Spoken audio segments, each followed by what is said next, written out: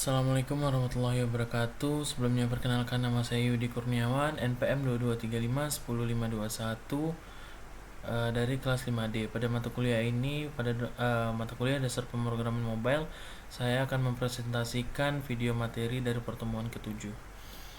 Materi yang dipelajari itu ada, yang pertama itu ada style, ada yang kedua itu ada height and weight, yang ketiga ada layout and flag box, yang keempat ada image, yang kelima ada color reference, kemudian ada interaction, di mana interaction ini ada handling touch, kemudian ada navigating between screens, yang kemudian ada animation, kemudian ada gesture response system, dan kemudian ada connectivity, di mana di connectivity ini ada networking dan security, kemudian di inclusion ini ada accessibility. Masuk pada yang pertama, yaitu style. React Native memungkinkan Anda untuk memberi gaya pada aplikasi menggunakan JavaScript. Semua komponen ini menerima properti bernama style, di mana penamaan dan nilainya mirip dengan CSS di web, namun penggunaan camel case, misalnya seperti ini contohnya, background color, di mana ini ada C-nya huruf besar yang dinamakan ini adalah camel case, daripada menggunakan background color dengan huruf kecil seperti ini. Nah, beberapa poin penting terkait penataan gaya di React Native itu, yang pertama ada gaya menggunakan objek JavaScript. Gaya dapat diterapkan sebagai objek JavaScript biasa. Ini adalah cara umum yang digunakan dalam contoh kode. Ya, kemudian itu ada array gaya, di mana Anda juga bisa mengirimkan array gaya. Gaya terakhir dalam array akan memiliki prioritas lebih tinggi dan memungkinkan gaya yang diwariskan dari gaya sebelumnya. Kemudian itu ada yang ketiga, itu ada penggunaan style sheet. Seiring komponen menjadi lebih kompleks, lebih baik menggunakan stylesheet.create untuk mendefinisikan beberapa gaya dalam satu tempat. Ini dapat membantu juga untuk membuat kode dan menjaga kode tetap terorganisir. Nah, yang keempat itu ada prop style pada komponen, di mana praktik umum adalah membuat komponen menerima properti style yang dapat digunakan untuk menata subkomponen sehingga gaya bisa kasade layaknya di CSS. Kemudian itu yang kelima ada kontrol ukuran komponen. Aturan Anda menguasai gaya teks, langkah selanjutnya adalah memahami cara mengontrol ukuran komponen.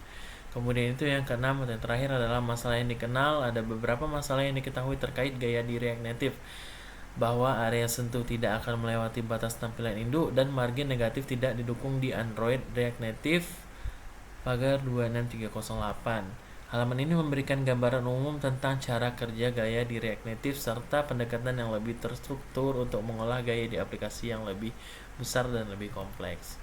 Kemudian itu masuk pada bagian height and weight. Fixed dimension mengacu pada cara untuk menetapkan lebar atau weight dan tinggi atau height komponen secara statis atau tetap.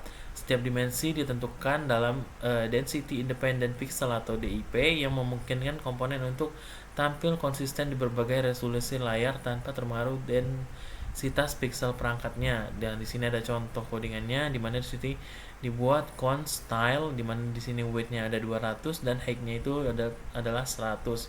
Nah, ini kapan menggunakannya? Digunakan ketika ukuran komponen tidak perlu berubah tergantung pada ukuran layar atau perangkat. Nah, ini cocok untuk elemen yang ukurannya konsisten di berbagai perangkat seperti tombol atau icon. Nah, ini ada peringatannya, di mana tidak ada pemetaan universal untuk DIP dan unit fisiknya lainnya seperti pixel. Oleh karena itu, komponen dengan dimensi tetap bisa tampak berbeda di perangkat dengan ukuran layar dan resolusi yang berbeda. Meskipun perbedaan ini biasanya tidak signifikan bagi sebagian besar kasus. Masih pada height and weight, di sini ada flex dimension. Ini memungkinkan komponen untuk menyesuaikan ukurannya secara dinamis berdasarkan ruang yang tersedia. Nah, ketika Anda menggunakan property flex, komponen akan mengembang atau menyusut tergantung pada ruang yang ada di dalam parentnya. Nah, di sini ada contohnya const style dengan flex-nya itu teman-teman 1, yaitu mengisi seluruh ruang yang tersedia. Nah, cara kerja flex. Di sini ada flex 1 memberikan proporsi ruang yang sama di antara komponen-komponen dalam parent yang sama. Nah, kalau flex banding 2 ini, jika Anda memberikan nilai flex yang lebih tinggi, komponen akan mengambil 2 kali lebih banyak ruang dibandingkan dengan komponen yang memiliki flex 1 dalam parent yang sama. Catatan pentingnya itu, komponen flex hanya dapat mengembang jika parent memiliki dimensi yang jelas, atau baik menggunakan flex atau dimensi tetap seperti weight dan height. Kemudian itu, tanpa dimensi pada parent, komponen dengan flex akan tetap memiliki ukuran 0 dan tidak akan terlihat di layar. Nah, kemudian ada presentasi. Presentasi itu adalah cara lain untuk menetapkan dimensi, memungkinkan komponen mengisi sebagian layar. Anda dapat menentukan dimensi dalam bentuk presentasi dari ukuran parentnya. Nah, di sini ada contohnya. Di sini cone style di weight-nya itu 50%, lebarnya 50% dari lebar si parentnya tadi, kemudian height-nya itu dan 25%, tingginya ini 25% dari tinggi parentnya tadi. Seperti flex, dimensi persentase juga tergantung pada ukuran parent. Jika parent memiliki ukuran yang tidak ditentukan atau tidak menggunakan flex atau dimensi tetap, maka komponen dengan dimensi persentase tidak akan terlihat. Nah, kapan ini bisa digunakannya? Ini bisa digunakan persentase jika Anda ingin komponen mengisi proporsi tertentu dari layar atau parentnya.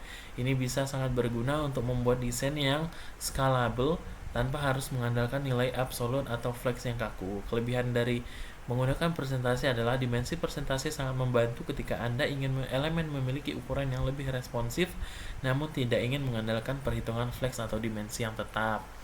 Nah, kemudian masuk pada bagian layout dan flexbox, di mana flexbox adalah algoritma tata letak yang memungkinkan komponen untuk disusun secara fleksibel dan responsif mengikuti ruang yang tersedia. Kombinasi properti yang biasa digunakan untuk mengatur tata letak adalah flex direction, arrange item, dan justify content. Flexbox di React Native bekerja mirip dengan CSS, tetapi ada beberapa perbedaan defaultnya. Yang pertama ada flex direction, defaultnya adalah kolom vertikal, bukan row atau horizontal. Kemudian ada align content, defaultnya adalah flex star bukan stretch. Kemudian ada flex string, defaultnya adalah 0, tidak mengecil atau bukan 1. Seperti flex hanya mendukung satu nilai bukan dua seperti di CSS. Nah, masuk pada property flex. Flex mengatur bagaimana item-item dalam kontainer akan mengisi ruang yang tersedia sepanjang main axis. Nah, ruang akan dibagi sesuai dengan nilai dari property flex setiap elemen. Contohnya, jika ada 3 komponen dengan flex berbeda, nah ini ada contohnya. Ini ada flex 1, flex 2, dan flex 3. Nah, itu seperti kayak totalnya ada 6, dia 1:6, 2:6, dan 3:6 dari ruangnya. Kapan ini digunakan? Ini digunakan untuk mendistribusikan ruang antar komponen dalam satu kontainer yang sama. Nah, masuk pada flex direction dan align item. Flex direction ini mengatur arah utama atau main axis komponen-komponen di dalam kontainernya, baik itu yang kolom dan row-nya. Kemudian cross axis merupakan sumbu yang tegak lurus terhadap sumbu utama.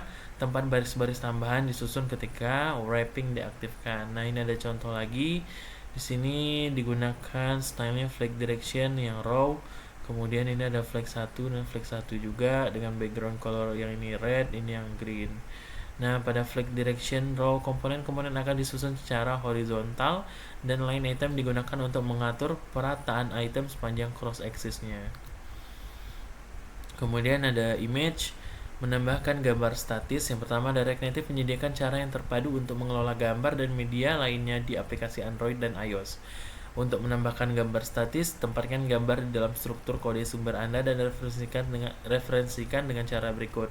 Nah, ada contohnya, kita manggil image, kemudian sort-nya require dari ini di mana letak foldernya. Di sini contohnya itu ada myicon.png. Nah, nama gambar akan diselesaikan dengan cara yang seperti modul JavaScript lainnya.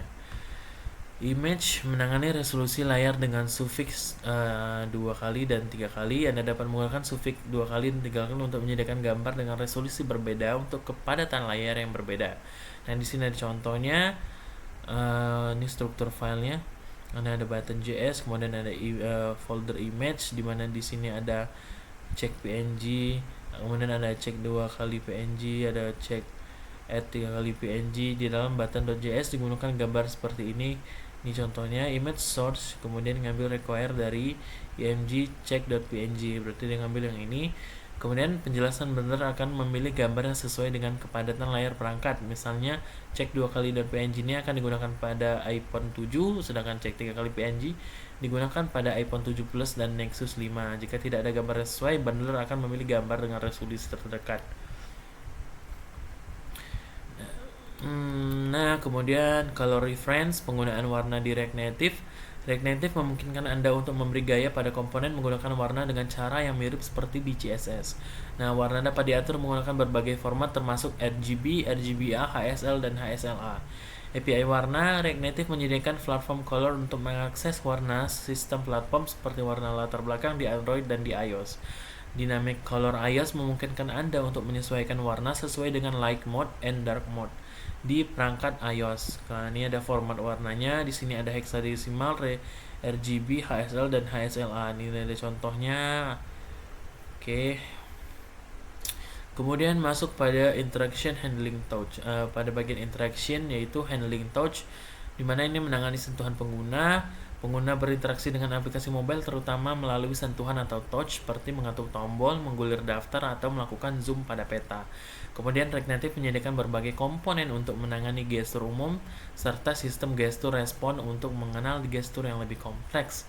Kemudian tampilkan tombol dasar, di mana komponen button di React Native digunakan untuk menampilkan tombol dasar yang akan bekerja di semua platform. Kemudian itu menggunakan komponen touchable. Jika tombol dasar tidak sesuai dengan desain aplikasi Anda, gunakan komponen touchable untuk membuat tombol kostum. Komponen touchable ini memungkinkan Anda untuk menangani gestur, ketukan, dan memberikan umpan balik visual saat gestur terdeteksi. Kemudian touchable highlight ini adalah salah satu komponen yang dapat digunakan untuk memberikan umpan balik visual saat tombol ditekan. Kemudian interaction, masih di interaction. Kemudian navigating between screen, navigasi antar layar di React Native.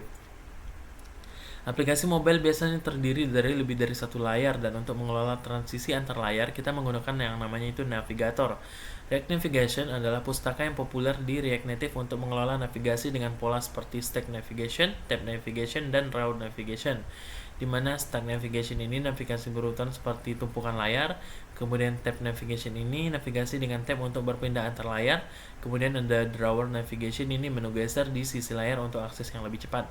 Nah, React Navigation mendukung untuk Android dan iOS dan sangat mudah diintegrasikan dengan proyek React Native.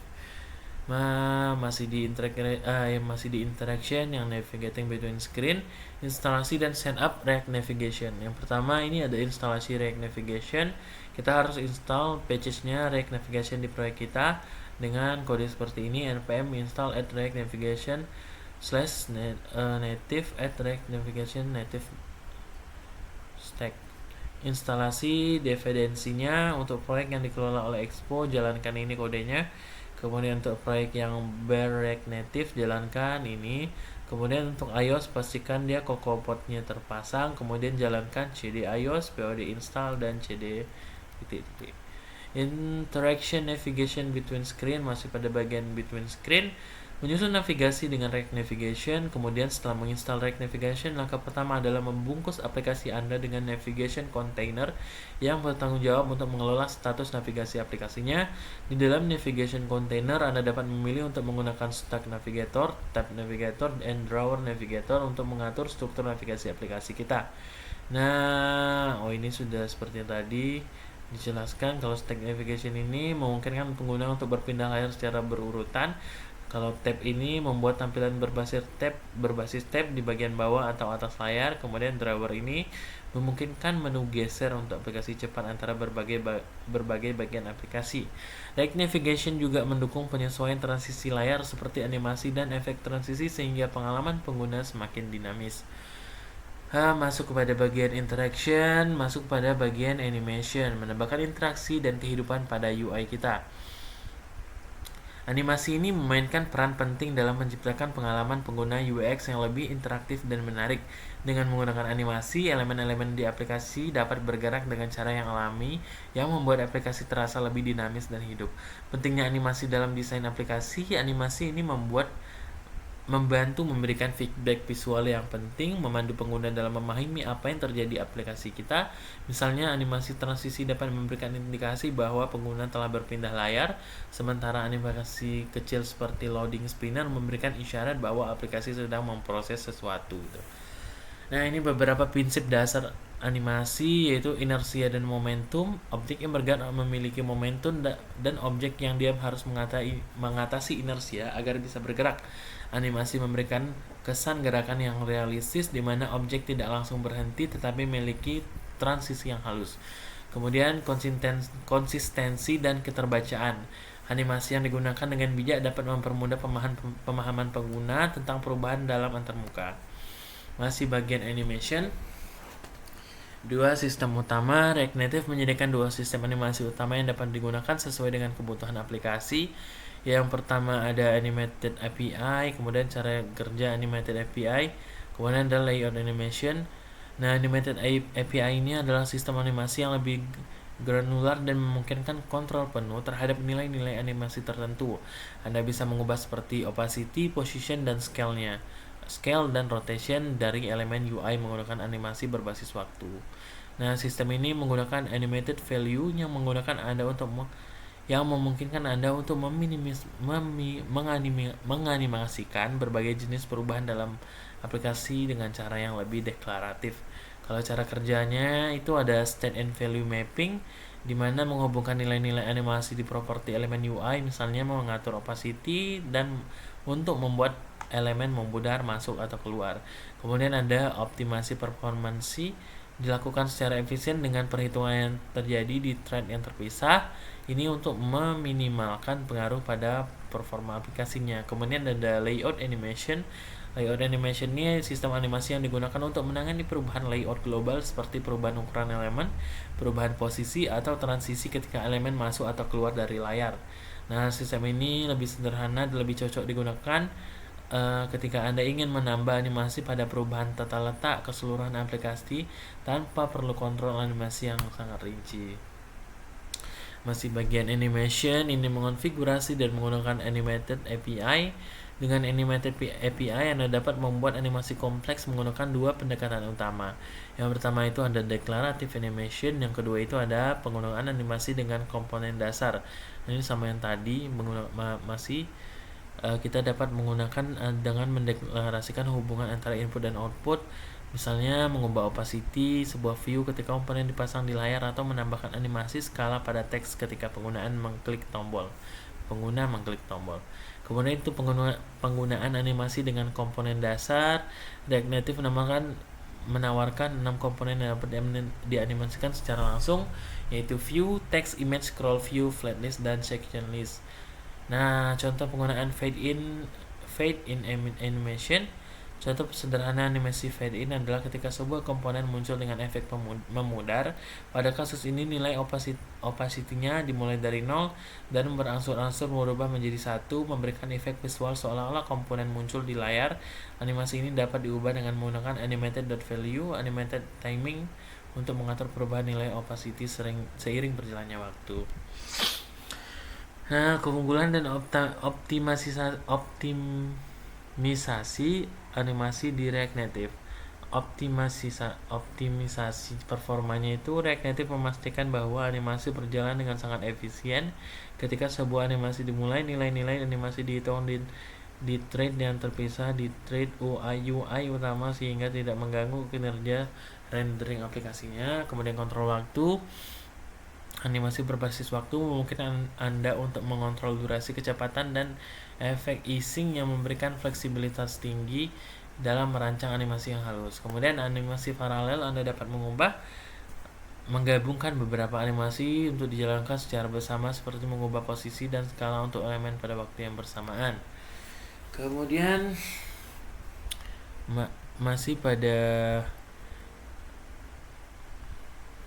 interaction, yaitu gesture response system.